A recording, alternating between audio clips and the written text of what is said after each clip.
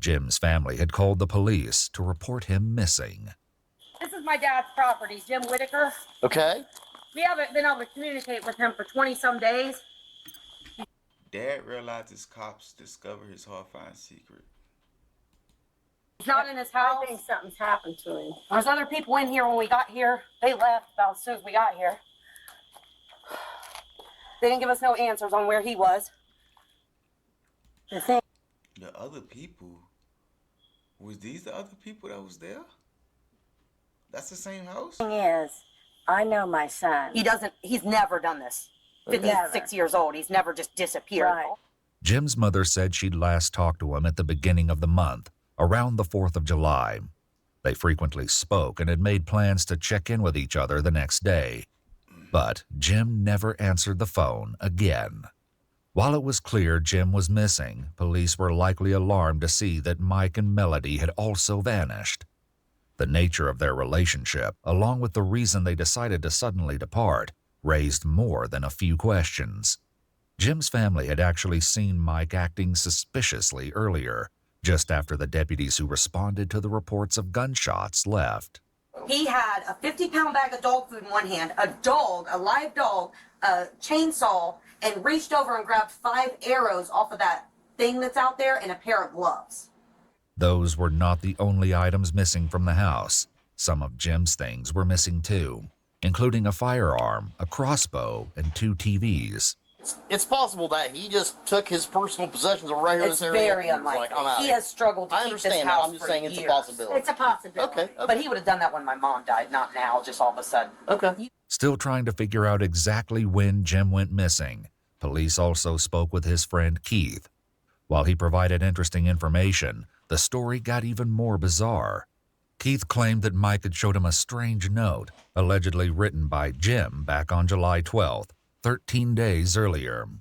Mike came out. We were fiddling with something in the garage. Mike was fixing something, and I was sitting there fiddling with it. He came in the house, and then he come back out, and he's like, I just found this in Melody's stuff. And it sounded like an odd profession of love to Mike's and his daughter, that girl Melody / Nubs. Yeah. But, very weird. It was signed Jimbo. I didn't think Jimmy ever signed his name Jimbo, Additionally, the handwriting didn't appear to match Jim's penmanship, and his mother and daughter both said the way it was written didn't sound like Jim at all. While they didn't know it just yet, this note would end up being a huge clue helping to explain what exactly had happened to Jim. As well, the timing of the note meant that Jim could have been missing for weeks at this point. It was clear that something wasn't right. Unfortunately, the most likely sources of answers were Mike and his daughter Melody, and they were nowhere to be found. The next day, several deputies and detectives from the sheriff's office returned with a warrant to Jim's property to conduct another search. What they uncovered made their hunt for Mike and Melody even more urgent. What's in the basement? That's where Michael was staying at. There's a bunch of crap. I would definitely Wear what? I definitely wear gloves. It's dirty. Who kicked in the door? Me. I'm just trying to determine what was like it and what was new, that type of thing. But that door has never been locked. Never, ever. So Mike can put that on there. Do you know why? No, I have no idea why. When the officers entered the basement and saw the conditions, they quickly realized that this would not be an easy search. One thing, however, likely stood out to them right away. Mike and Melody were both supposedly living here, but there was only one bed. While this was clearly concerning, it was only the tip of the disturbing iceberg when it came to Mike and Melody. Smells like feet. I think my smell quit. What? So I think I quit smelling a while ago. No blondies. I did. The camo bag? No, blood. I saw the camo bag I flipped. You had the light on. Like blood. There. See the glove? I was looking at that bag right there. Right here, you see this? There's 3 big... It looks bloodish. There's 4, actually. Faced with the inhospitable state of the basement, the officers went back upstairs to regroup. Eventually, they decided to call out a K-9 search unit to go over the entire property, inside and out. All right, let's collect that stuff in the basement real quick, or I'll send her downstairs. Station 1. You're going home and taking a bath. Yes. The dog didn't alert upstairs or downstairs in the house, not even for the presumed drops of blood on the camouflage print bag found in the basement. A second dog was brought in to double-check and delivered the same result. While this may have seemed promising when considering Jim's fate, it wouldn't for long. The investigators swabbed the item and took it as evidence just in case, before expanding the search to the great outdoors. Nothing? How close does he have to be, depending on... Usually within about 4 to 6 feet, he'll alert. Okay. While following the dog, one of the detectives came across what appeared to be a tombstone. Here, the K-9 alerted. A tombstone in the ground? The fuck? What the fuck a tombstone doing in the middle of the woods? Nigga, huh? Which it was trained to do only if it detected the smell of human remains. Before they could start digging, Jim's daughter returned to the scene. What she said dashed any hope of finding clues near the headstone. Do you know anything about a gravesite being here? Not your dad's, but there's a World War I. Oh, no. That's just okay, so here's what happened. That got, me and my mom actually got that from, that's part of her family, and they replaced the stone, and they allowed us to take that one. There's no grave to it. Oh. It's just a stone. Yep, it's just Okay. a stone. Well, the dog actually alerted to it right there, when it's leaned up against the tree. They theorized that the headstone had absorbed some of the scent of human remains from the cemetery where it came.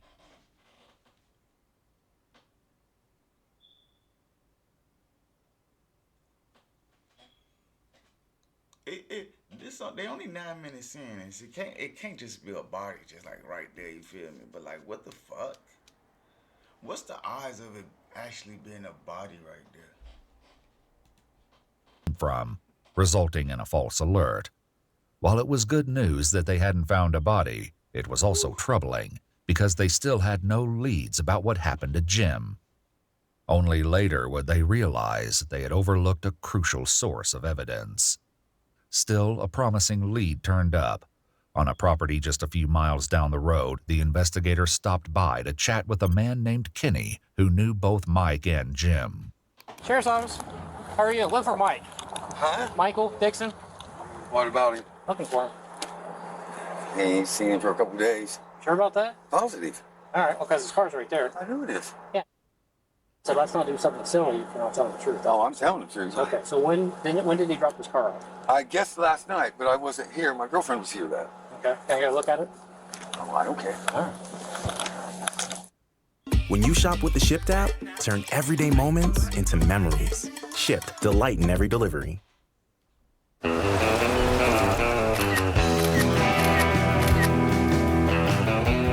Apparently, Mike left his car behind because it was leaking transmission fluid. However, that was the only explanation he offered before taking off again. When looking through the back window, the deputies could see the chainsaw Jim's daughter said Mike took from the house.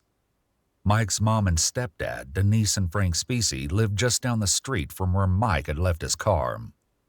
When they headed over to the Specie house, the investigators found not only what they were looking for, but also would soon discover that multiple men. Nigga, that's Mike, bruh. Members of the Dixon family were hiding things, even if some of them didn't know it. Mike? Mike? There's a pair. Yeah, he's got a warrant for you. You can take that there. Okay? Why don't you take a couple hits off that cigarette? Or you just hang it in your mouth, keep smoking it if you want. That'll help you out. Is your dad here? Or? Okay. Is there anybody else here or just your dad? Dad, my daughter. Okay. The detectives placed Mike under arrest on a pre-existing traffic warrant, but that wasn't what they really wanted to talk to him about. They made him aware of his Miranda rights before getting to the heart of the matter. You want to talk to me about what's been going on at Jim's house? They say that his daughter come down a few days ago and said that I had to get out of the house. He's been gone, I think, since the 5th. And his daughter comes saying, oh, I was getting rid of his stuff. I didn't get rid of nothing of his. He was like a dad to me. So what do you think has happened to Jim? I'm hoping nothing. I'm hoping he just took off, but I don't know why. Further up the driveway, other detectives spoke with 18-year-old Melody. Did James say where he was going or anything? No. He didn't really say where he was going. He was just... What happened to some of his stuff? What do you mean? Like his guns, his TV set, and all that. Well, the gun was been missing, and I don't know about the TV. Unfortunately for Melody, Kenny and his son Jeff, who owned the property where Mike left his car, told the detectives otherwise. Mike Dixon, did he sell you a TV, or Trace a TV? Yeah. The other missing TV was purchased by Kenny. This was just the tip of the iceberg. Man. They had the TVs, so they couldn't say no because they had the TVs. Niggas said, fuck it, we work them TVs. When it came to Melody's secrets, and they only became more troubling from here. The investigators continued to press her, hopeful that she would slip up again. Do you think that something's happened to Jim? I think he just took off because that's what he's been talking about for a while. Where would he go? Well, he told me and Dad, he was like, I'm just gonna not be here when I'm there. And you guys can keep this place because my family don't give a goddamn about me or whatever, so. You think something's happened to him?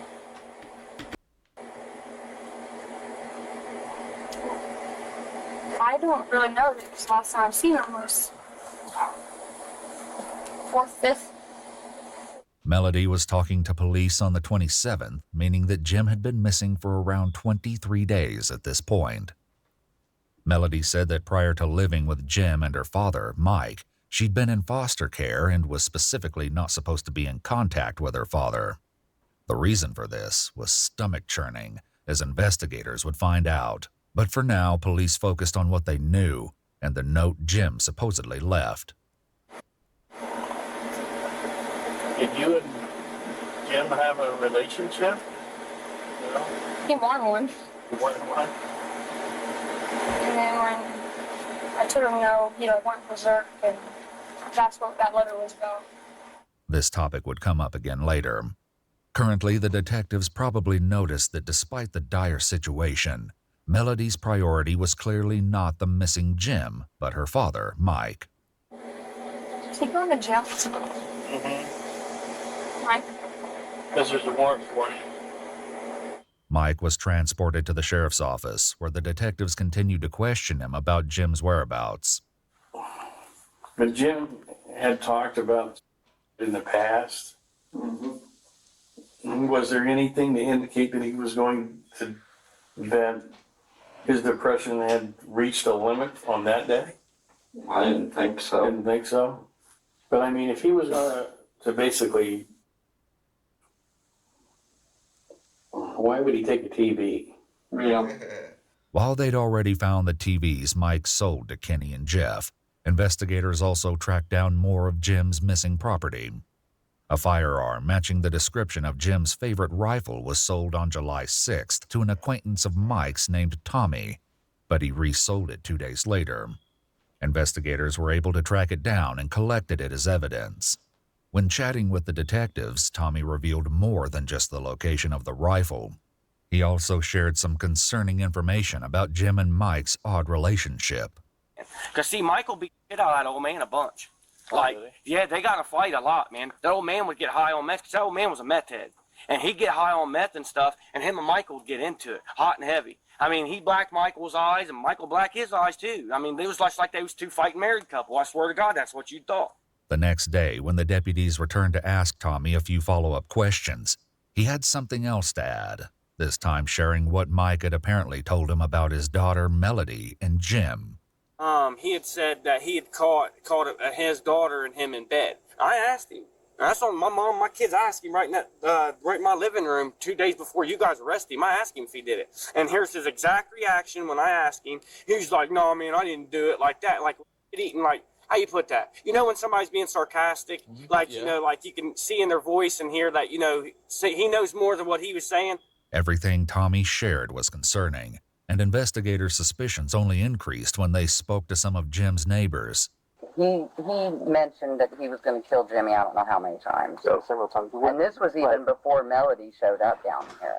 But they get in fights, and they throw shit at each other.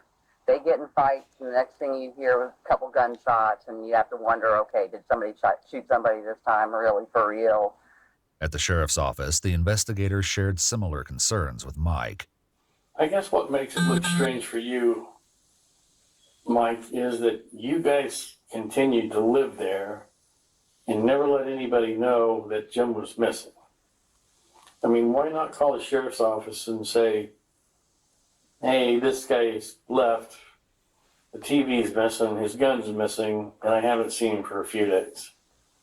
Even though I understand Jim's an adult, but why didn't you go and call us? I don't know. I should have when I was going to. I asked a few people. I should have called you. And then Mike made a mistake. Nah, I cared about Jim a lot, I did. But I mean, I'm not funny, but he was like my uncle. Mm-hmm. Alarmingly, Mike used the past tense when referring to Jim. It only got worse from there. Mike soon confessed to something so horrendous that not only was he placed under arrest, but detectives returned to the Specie residence to bring Melody in for an interview of her own. How are you? Good. Yeah. Okay. Melody, I'd like to take you down to Laurelville and talk with you about your dad. Okay? You okay to go? You're not under arrest. You're not under arrest or anything like that. We want to go down and just have a conversation with you in a nice private area. Melody agreed to go back to the station. Once they got there, the detectives made her aware of her Miranda rights before finally getting down to business. And what I would like for you to do is talk with us about the incident that occurred with Mr. Whitaker, about what your dad has told us. Are you willing to talk to us? Do you actually have a recording of him saying that? Sure do. Could you check like a recording first and then get into it? I don't have the video with me. So I basically have to go out on one right now. Well, I don't know if what you're telling me is correct or not. wouldn't you want the family to have closure? Do you think that James deserves to be laying out? It's not good people, in my opinion. So Pardon? they're not good people, so why would I want them? They're not good people. I don't know.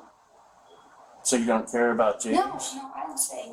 Well, he's a bad person. In what way? Every way, in my opinion. In every way? In what way would that be?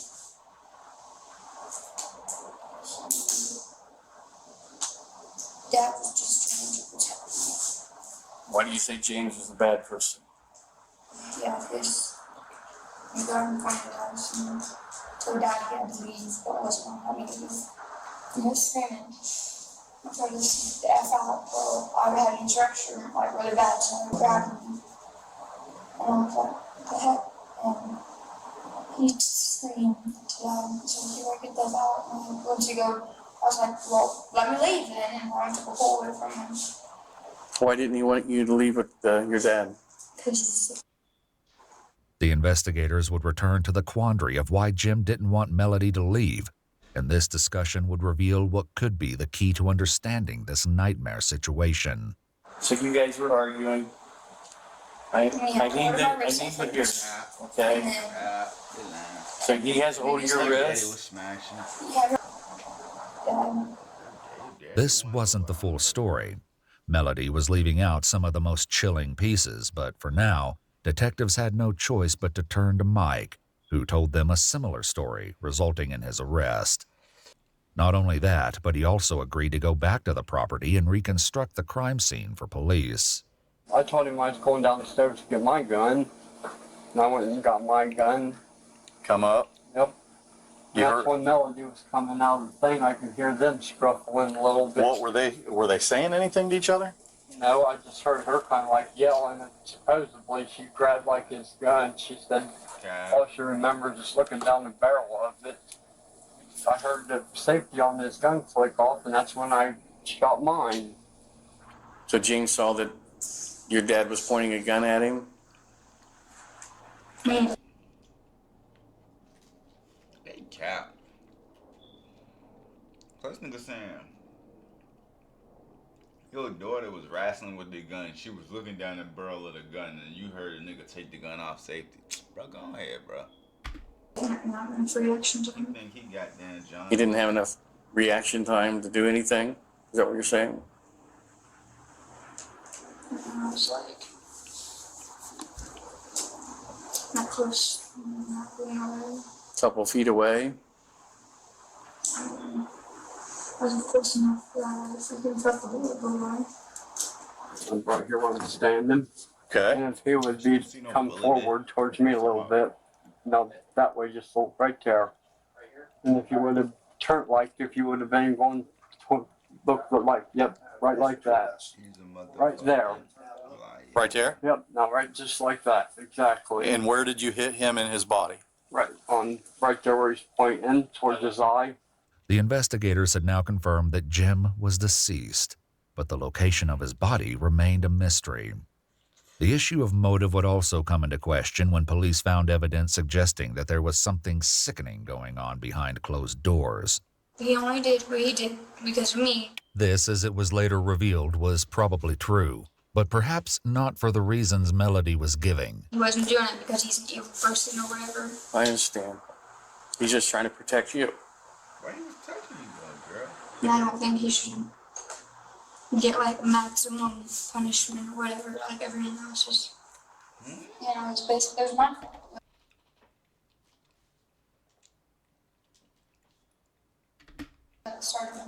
No, it's not your fault. I wouldn't say that. Because if I wouldn't have walked those steps, that wasn't fun. No matter the truth, the gory efforts that followed Jim's death meant that the Dixons were in a heap of trouble. Did he talk about how he cleaned it up? Just with bleach. Bleach? Do you know where he bought the bleach from? Was there bleach at the house? Yeah. Did you cover up anything over here? Did you clean anything? Yeah, I cleaned. Did you clean up on the wall? A little bit, and then there was splatter up. You can kind of like right in that way, you can see stuff. Where was most of the blood? On the floor. It was most on the floor. Yep. Was there a puddle? Down there. In the process of the cover-up, Mike had also rearranged some of the furniture. Surprisingly, he hadn't done so alone. The only reason I didn't think much about it is because me and Jimmy were talking about it. And Mike may have even been in the room before Jimmy had not been around. Not been around? You know, yeah. Well, we just actually rearranged stuff around and, you know, maybe threw away trash or stuff like that. Nothing was cleaned. Makes me feel crappy or sick to think if Jimmy...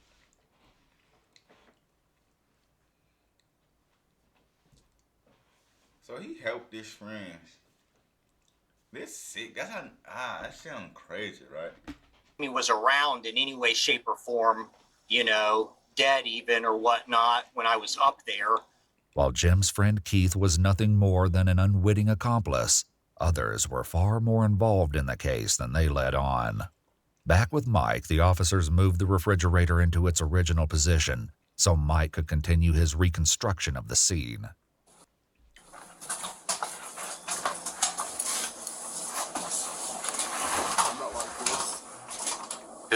Where was the gun? The gun was about where my feet are. Which way was the gun? Pointing the barrel towards that. Use that. This was it. Say, this is the barrel like that. It was right there. Was it laying on him? Right there. So where's the butt of the gun? Right there. That's the butt of the gun. I took when I come up here and I took my finger over that way. Kicked it out, and then what? And then I reached down and like I told you, and seen if he had any pulse Okay. And then what'd you do? Where was Melody? over there. Probably about where that baseball bat's at. Once again, Melody filled in more of the missing details. What kind of clothes did you have on at the time? My graduation dress, Graduation dress? What color? white. Girl said my graduation dress. Hey. What did you do with it? Pretty sure my dad burned it because it had stuff on it. While Melody believed her father burnt the dress, he never admitted to it. When the dress was burned, however, was an entirely different matter. Jim's neighbors provided a little more insight. We were sitting here just enjoying our 4th of July, and Melody comes walking down the driveway. And she stood there and asked if we had any gas that she could buy from a gas can. And what she was wearing that day, we all noticed that it looked like it had a blood stain on the middle of it. About that big around. When examining Jim's financial records, the investigators noticed that his debit card was used at a gas station on the 4th of July. This very well could have been the last place Jim had gone, but they also probably had to wonder if this transaction was made by Melody or Mike using his card. Unfortunately, they never found out, as the gas station footage had already been recorded over. But something else Melody said in interrogation clued the investigators in on who else may have known about the crime, and lied about it as well. Is your family like Frank, or is he married? Are they supporting you? I mean, are they being nice to you at least? Me and my grandpa, Your grandpa? Frank. Frank? Okay, that's your grandpa. Okay. Have you tried to talk to him about it so that they understand what you're going through? I mean, yeah, whenever we can really talk to my grandpa. But the other ones, you can't really trust him. Mike also revealed that he told his stepdad Frank about killing Jim. This was about to be a big problem for Frank, as the police headed back to the Specie house a third time. With that being told, I want you to understand something. I've already talked to Mike. I've already talked to Melody. They both indicated. Alright, bitch. Alright.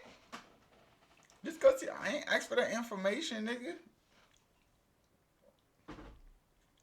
Like real shit. Mike, don't lock me up because he told me he was gonna kill a nigga, bro. Nah, hell no. Hell no.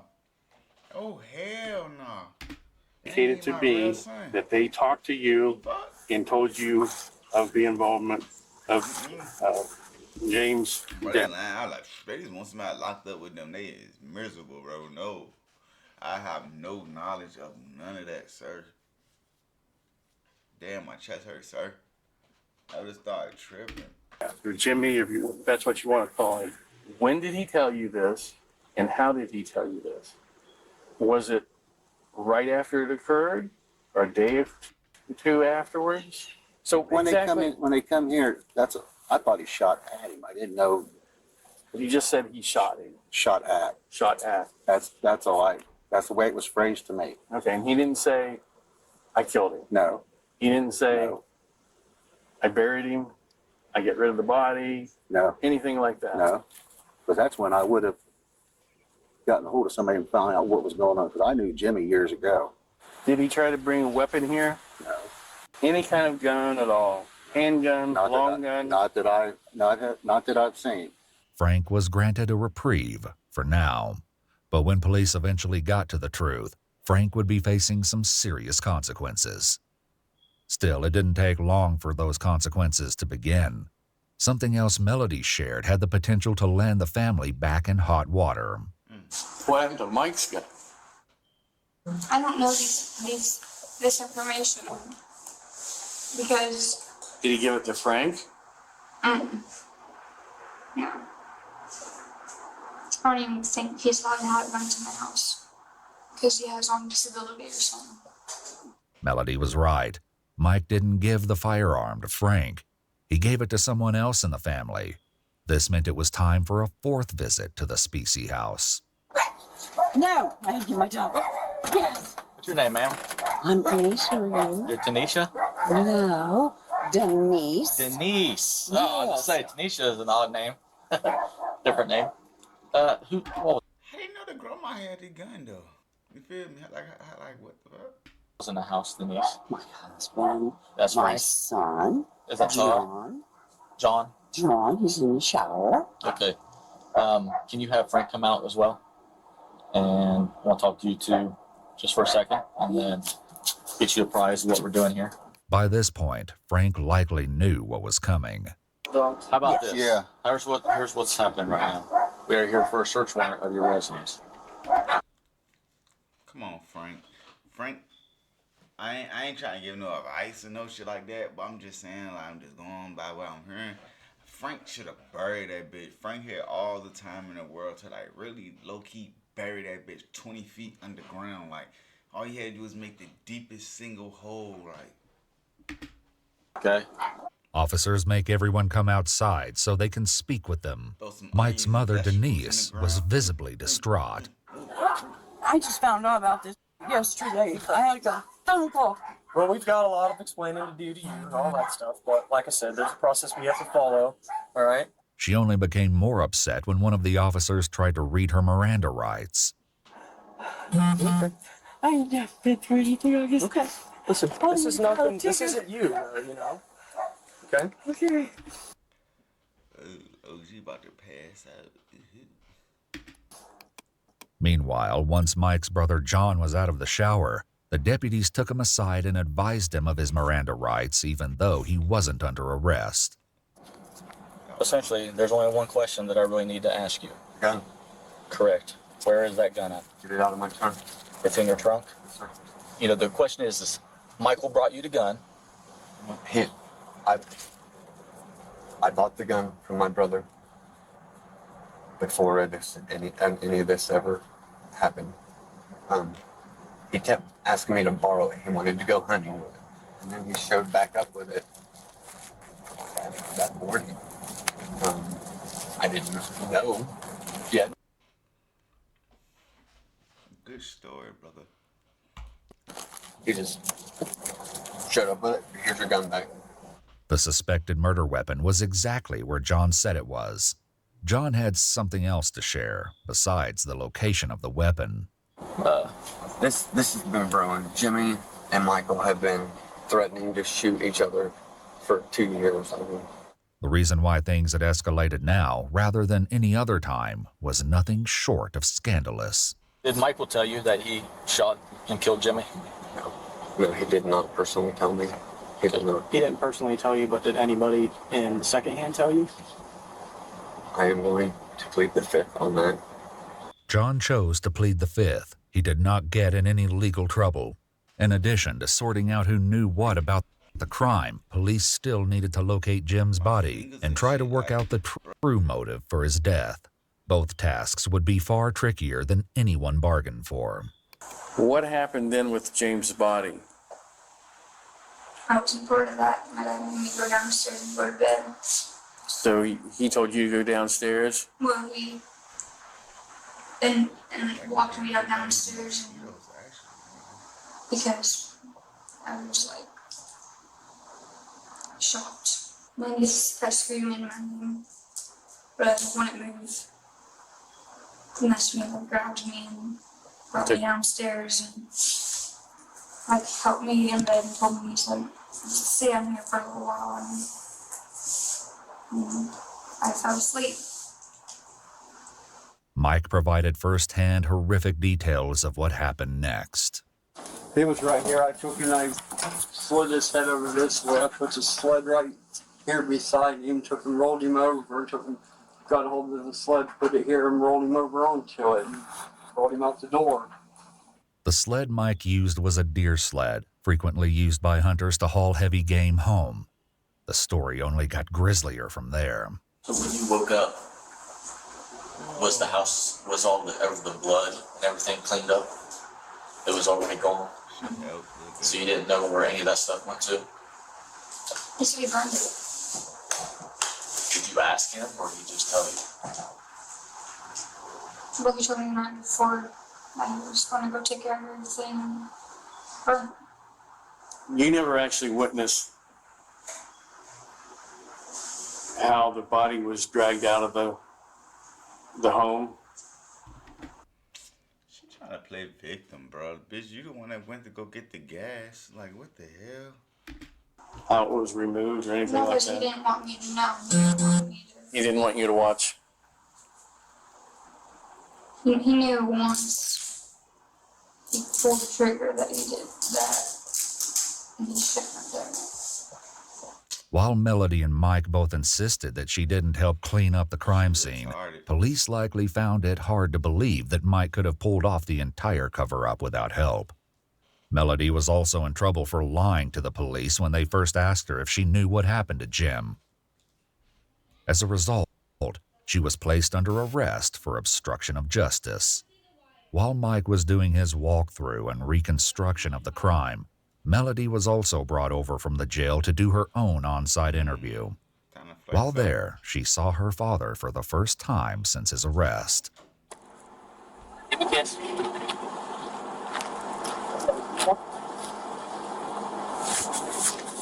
me the truth, Melody, don't lie. Melody was also asked to reconstruct the crime. You went to bed. I just went to bed at that moment. You just went to bed with bloody arms and. Well, I was kind of.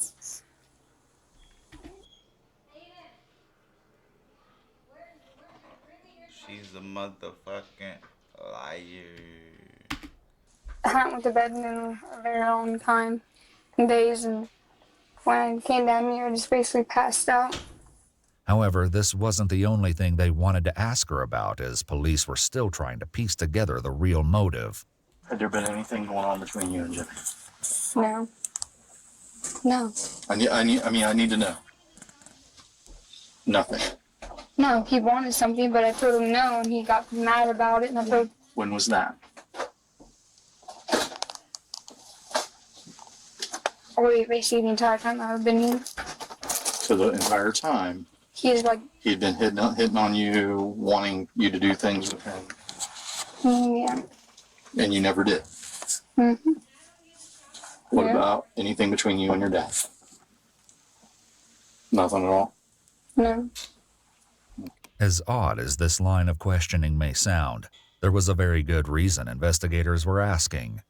There was something unsettling going on with Mike and his 18-year-old daughter, Melody. Police were made aware of the troubling allegations early on in the investigation when speaking with Jim's family. Michael Dixon was here. Yeah. And what's his girlfriend's name? It's his daughter. Oh, his daughter. Melody, and I do not know her last name. Yeah, it's his daughter/girlfriend.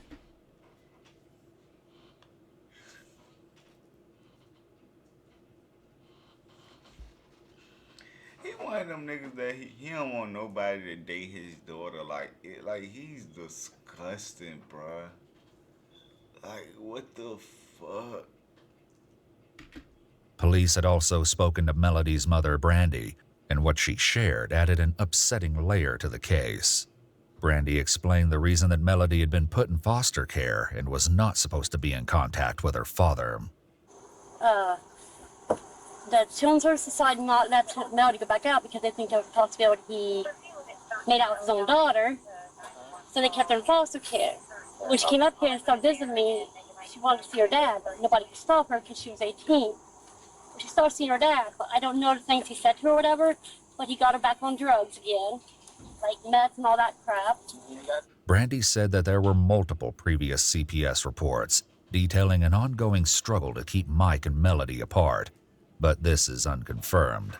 Brandy also alleged that Mike's mother, Denise, was not only aware of the incestuous relationship, but had purchased lingerie for Melody. However, we do not have evidence to confirm this claim. Melody's younger sister made even more revolting claims. Whenever we lived out with his mom and dad, I walked in the trailer and Melody and he was under the blanket, but maybe. You said that happened out at Breaking Denise's house? Was that like a long time ago? Or like...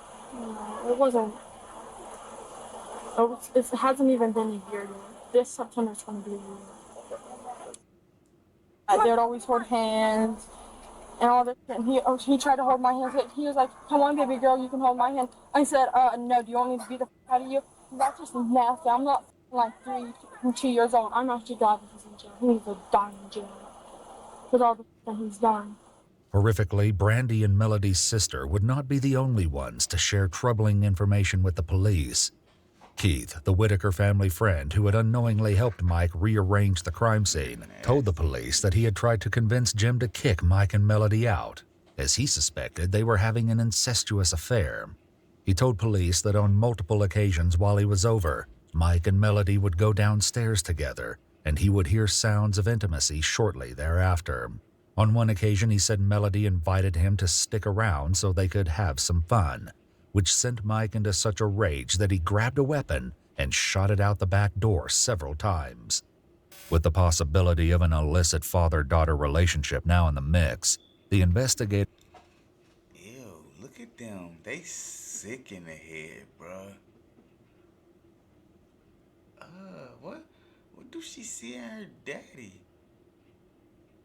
Huh? Had to wonder if this could have been a factor in Jim's death. Little did they know, the case would get even more twisted. While investigators had Melody and Mike at the crime scene, they focused on trying to locate Jim's remains. During his reconstruction of the crime, Mike walked the investigators through the chilling steps he took to get rid of the evidence. So, you drug... Which way did you drag him down into here? You drug him... He didn't do that by himself, bitch. Just have like, what? This, yeah, no. Crazy people got, no, I'm tripping. Right through here? And then show me where you laid the body. That body, boy. Watch your feet in that stuff, buddy. His head was about right there. And the feet were down that way. And his head is about where your feet are. Okay. And you say you burnt him 10 to 15 hours? Yes. And you were, the whole time you were using wood, sticks, accelerant? Was really not the only time I used any accelerants when I first started it. Mike also said that he burned Jim's cell phone, multiple shotgun shells, and other spent casings. Like, how much stuff was piled on top of him, on top of the body? Probably a foot or two. A what? Foot or two. So you got a foot or two on top of him. You light him. You throw tires on after it's going. And wood. And you just kept throwing that stuff on there? For a little bit, not all that long. Then once I got it going, I went in the house. Okay. Did you stir it around? Like, fluff him up, let's say, like you'd fluff a fire up? Once. You did? Did you see his body then when you fluffed it? Okay. Did you come out and make sure that he was gone? You didn't look at it to see if there was anything left? No. The investigators That's evil, bro. were inclined to believe Mike, as they'd already found a way to substantiate his claims.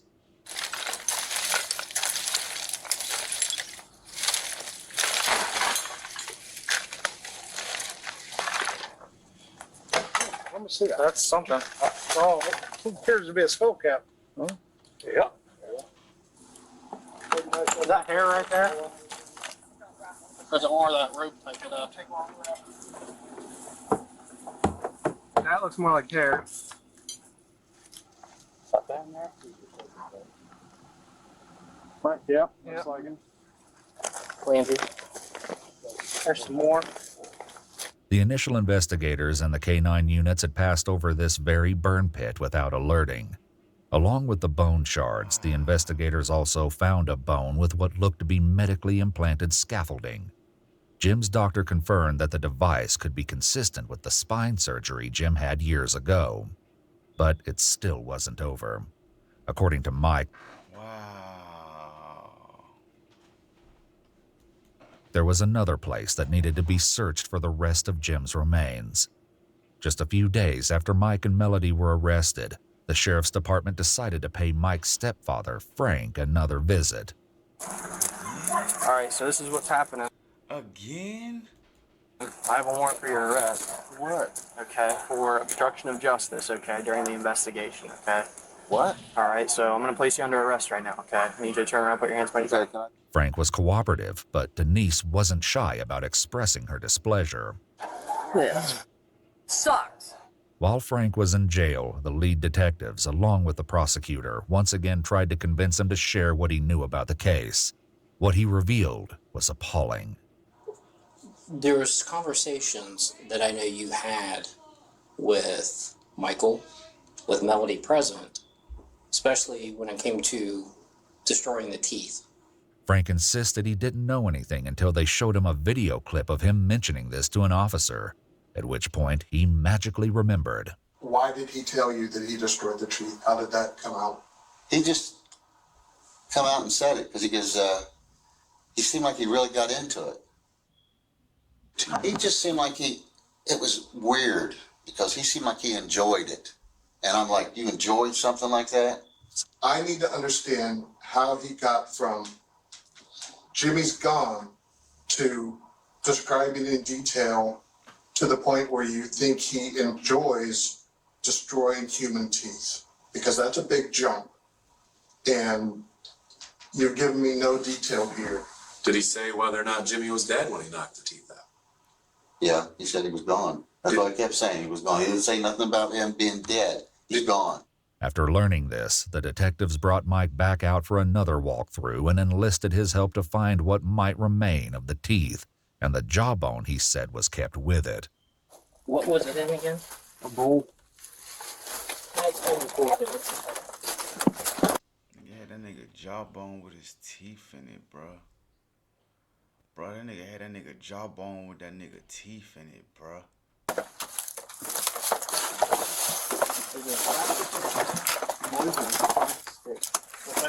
I believe it was plastic. Hold on. Like this?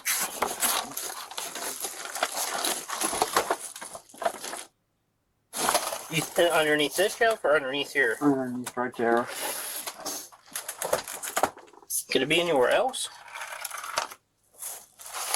How big's a bowl? About as big around as that metal right there. How high is it? About 3-4 inches. That wasn't that. That wasn't that? Mm-hmm. Where could it have gone? Once you guys have done moving, I just thought we'd found it by now. I mean, it wasn't hid, did. Just sitting there. Detectives were left with no choice but to out the entire basement, one item at a time. Despite all this work, Jim's jawbone and his teeth could not be found. An examination of the remains that were located revealed the sickening reason Mike had taken the chainsaw with him when he first fled Jim's residence. Many of the bone fragments showed evidence of cut marks, suggesting that Mike dismembered Jim's body before burning it. However, it was impossible to determine a precise cause of death because the remains were so damaged. Even after making this horrible discovery, the most shocking revelation was yet to come. Several months later, while waiting for the case She got the jawbone. to go to court, one of Melody's cellmates asked to speak with the detectives. What she alleged, along Talking. And that's what they do in jail too. They start talking, thinking they tough. And not even thinking they tough. My bad, let me rephrase that. They start talking because they'll run other criminals, thinking when they say their shit is cool. I'm telling you, niggas be jumping on charges in that motherfucker. Lined They with tell what they heard. They get their time lesser down. People really do that. what many had feared all along. Well, her and her dad had a relationship of sleeping with each other. Well, they been sleeping with each other. Straight informant, dude. How do you know that? She said it. How did she say it? Her and her dad had a bedroom together, and told her, I was like, you know that's not right. And she just, like, acted like it was no big deal. So, I mean, every day we would tell her and ask her, like, why are you, like, she's in love with her dad. Did you have a relationship with James Whitaker? No. Are you sure about that?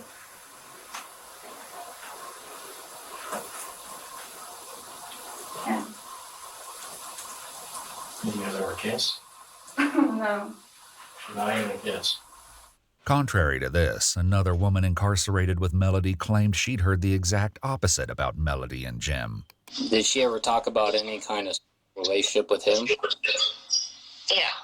Yes? Yes. What did she say about that? I mean, pretty much that she would sleep with them for money. If Melody did have a relationship with Jim as well as her father, it had the potential to change almost everything about the case. It would explain the regular fights between Jim and Mike, and could mean that the shooting was the fallout of a twisted love triangle. While looking for proof of a relationship between Melody and Jim, the detectives obtained a search warrant to go through Melody's phone. There's a video on your phone. You know, police officers retrieved your phone. Looks like there's contact between you and your father. Would that be accurate or no?